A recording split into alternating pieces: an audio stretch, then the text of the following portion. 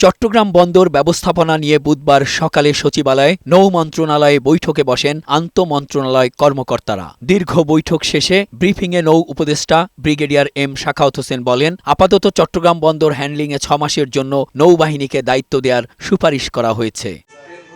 তিনি প্রশ্ন রেখে বলেন, আন্তর্জাতিকভাবে এটা অপারেট করার জন্য যদি বাইরের লোক আসতে চায় এবং বিনিয়োগ করতে চায়, তাহলে কি এটা আমরা দিতে পারবো না? টার্মিনাল পরিচালনার দায়িত্ব বিদেশিদের হাতে দেওয়ার জন্য আলোচনা চলছে জানিয়ে তিনি বলেন, অন্তর্বর্তী সরকার দেশ বিক্রি করতে আসেনি। দেশের ক্ষতি হয় এমন কোনো সিদ্ধান্ত সরকার নেবে না। বিশ্বের বিভিন্ন দেশের বন্দর বিদেশি সংস্থা পরিচালনা করছে, সেক্ষেত্রে বিদেশিরা বন্দর নিয়ে যাবে, এটা অবান্তর।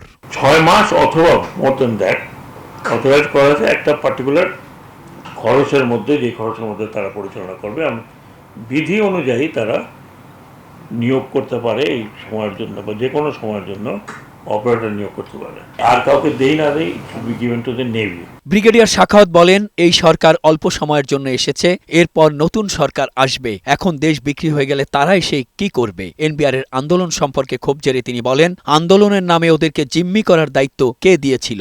দেশ বিক্রি করার মানেটা কি? রেলওয়ে লাইন যখন দিচ্ছেন তখন মনে হয় নাই পুরো দেশকে জিম্মি করে ফেলছিলেন না? এই জন্য আমি এই তো কথা বলতে চাই নাই। পুরো দেশকে জিম্মি করার কারোর দায়িত্ব কাউকে দেওয়া হয় না। মেহেদী আজাদ মাসুম, বৈশাখী সংবাদ, ঢাকা।